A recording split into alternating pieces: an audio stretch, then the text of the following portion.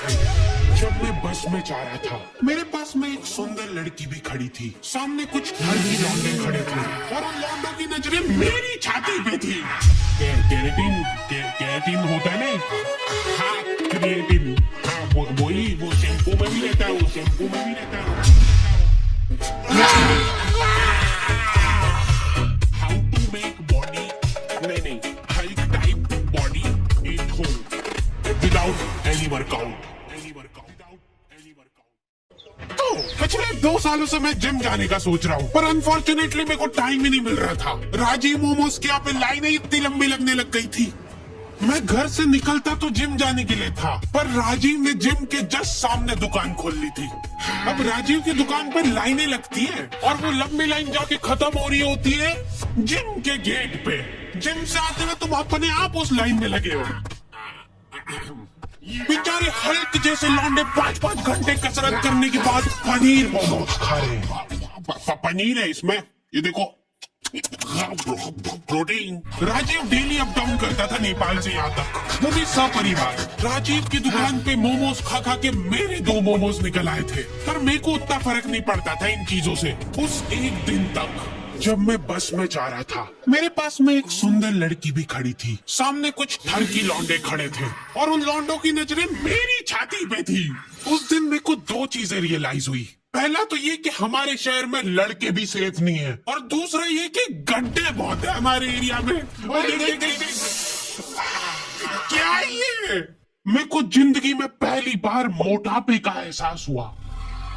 ओ भैया उधर जाओ, आगे आपका स्टार। नहीं भैया, मेरे को आगे जिम पे उतार दो। जिम जाके मेरे को पता चला कि इनके अलग ही चोचले चल रहे हैं। तुम्हारे जूते पे हल्की सी भी धूल मिट्टी नहीं लगी होनी चाहिए। एक लौंडा जाने कहां से गोबर में खड़ के आया उसका जूता, वह जिम की चढ़ाव पे ही साफ कर रहा है। ट्रेनर जिम के गेट पे खड़ा खड़ा देख रहा है उसको। अंदर घुसने के पहले सबके जूते चाट के चेक करता है वो।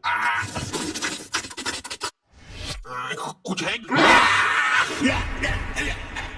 मेरे को ऐसा लगता है कि बॉडी और दिमाग इनवर्सली प्रोपोर्शनल होता है। कभी देखा है तुमने किसी इंसान के पास बॉडी और दिमाग दोनों? तुमको चूज करना पड़ता है बॉडी और दिमाग में से एक चीज, पर बात यह है कि वो चूज करने के लिए भी तो दिमाग चाहिए।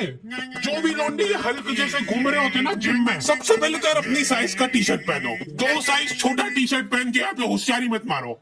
ऐसा लगता है दिमाग बेच के प्रोटीन पाउडर लेके आएंगे। जिम करने के पहले प्रोटीन पी रहे, जिम करते करते प्रोटीन पी रहे, जिम के बाद भी प्रोटीन पी रहे, उसके बाद भी तुमको बॉडी दिखाने के लिए 2 साइज छोटा टी शर्ट पहनना पड़ रहा है। जिम में लौंडे लोग ड्रग डीलर जैसे मिलते हैं। बैकग्राउंड में न जाने कौन सा पंजाबी गाना चल रहा है और यहाँ पे 2 लौंडे हाथ मिलाने की कोशिश कर रहे हैं। एकदम कोऑर्डिनेशन चाहिए यार जिम में हाथ मिलाने के लिए। पिछली बार मैंने जिम इसीलिए छोड़ा था क्योंकि ट्रेनर ने मेरे से हाथ नहीं मिलाया था। मैंने उसके लिए दोस्ती का हाथ आगे बढ़ाया था, इग्नोर कर दिया उसने मेरे को, क्योंकि उसका पूरा ध्यान लड़कीबाजी में था।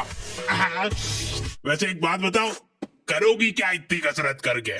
घर जाके तो रोटी ऐसी गलीज हरकतें करोगे तो पिटोगे ही ना। अगर तुम सच्चे में किसी को डेट करना चाहते हो तो हैपन यूज करके देखो ना। क्या? हैपन एक रियल लाइफ डेटिंग ऐप है जहाँ पे तुम उन लोगों को डेट कर सकते हो जिनके साथ तुमने पाथ क्रॉस किया हो।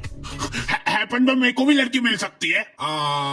देखो यार, सच बताऊं, हाँ पैसे मिले इसलिए हाँ बोलना पड़ रहा है। अगर तुम कुछ कॉमन प्लेसेस पे विजिट कर रहे हो तो हैपन खुद से तुम्हारी प्रोफाइल एक दूसरे को सजेस्ट करेगा। और अगर तुम्हारी नीयत एकदम ही साफ है या शक्ल घटिया है तो तुम हैपन पे फ्रेंड्स भी बना सकते हो। तुम जैसे गेलियों के लिए हैपन ने अपना कारोबार चालू करा है, जहाँ पे हैपन खुद तुमको लोकेशन स्पॉट सजेस्ट करेगा अगर तुम किसी को डेट पे जाने के लिए मना लेते हो। इसलिए तुमको टेंशन लेने की कोई जरूरत नहीं है, हैपन वाले सब संभाल लेंगे।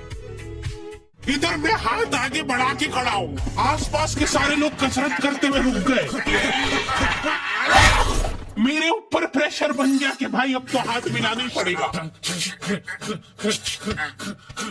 भैया हाथ मिला लो मेरे से। पैसे अभी दे रहे हो के खाते में लिखो। हमारा ट्रेनर खुद जिम में ड्रग बेचता था। नहीं उठ रहा ना, नहीं उठ रहा ना, नहीं उठेगा, ऐसा नहीं उठेगा। अब उठाओ। एक मोटा आदमी डेली 10 मिनट ट्रेडमिल चला के हाथों हाथ वजन चेक करता है, उसके बाद 5 मिनट साइकिल चलाएगा, फिर वजन चेक करेगा। वो रियल टाइम में वजन घटते हुए देखना चाहता है। अच्छा ठीक है, मैं ही था वो मोटा आदमी, और मेरे मोटापे का कारण था राजीव। क्योंकि देखा जाए तो मेरी तो कोई गलती नहीं है। अगर राजीव मोमोज बनाने ही बंद कर देगा तो मैं खाऊंगा ही नहीं, इसलिए मैंने राजीव की अफवाह उड़ाना चालू कर दी। तुम लोगों को पता है राजीव अपने मोमोज का आटा पैर से गूंथता है, और तो और मोमोज का मसाला अपने बगल में डाल के मिक्स करता है सही में। पापा, ये था कौन? राजीव का बेटा। रातों रात अपने बोरिया बिस्तर बांध के वो नेपाल भाग गया। बाद में जब लोग शटर वटर तोड़ के अंदर घुसे, जल्दी कैमरा घुसाई गए। ध्यान से देखिए इस दुकान को, ये उस देशद्रोही। मैं तो सिर्फ ड्रग्स ले रहा था यार। अच्छा सॉरी, आप कर लो आराम से। फिर गलत दुकान में घुस गए यार। ध्यान से देखिए, ये उस दरिंदे राजीव की दुकान। इससे साफ साबित होता है कि राजीव के बगल के बाल उसके सिर के बाल से भी लंबे थे। राजीव के जाने के बाद मैंने मोमोज छोड़ दिए थे, साथ ही में मेरे को जिम भी छोड़ना पड़ा, क्योंकि फीस मांग रही थी यार उसने। ये क्या बात हुई यार, मेहनत हम लोग करे, पसीना हम बहाए, और फिर फीस तुमको दे दे। दिहाड़ी ना कर लूं मैं इससे बढ़िया। उसके बाद से मेरे को जिम जाने की जरूरत ही महसूस नहीं हुई। मैंने यूट्यूब पे सब देख लिया था, हाउ टू मेक बॉडी, नहीं hike type body at home without any workout in 2 minutes. हर रात सोने से पहले हम लोगों की जूम मीटिंग होती है, जिसके अंदर हम 4 लौंडे वो वीडियो स्क्रीन शेयर करके देखते हैं। 1 2 ये गलीचपना मैंने मेरे दोस्तों से सीखा है। ये लोग एक्सेप्शंस थे, इनके पास बॉडी और दिमाग दोनों ही नहीं था। जूम मीटिंग वगैरह करके हम लोग सो जाते हैं, ठीक है। उसके बाद ये फोन लगा के पूछ रहा है, भाई मैं सप्लीमेंट वगैरह तो ले रहा हूँ, पर यार मेरे को अजीब सा लग रहा है। क्या ले रहा है भाई तू?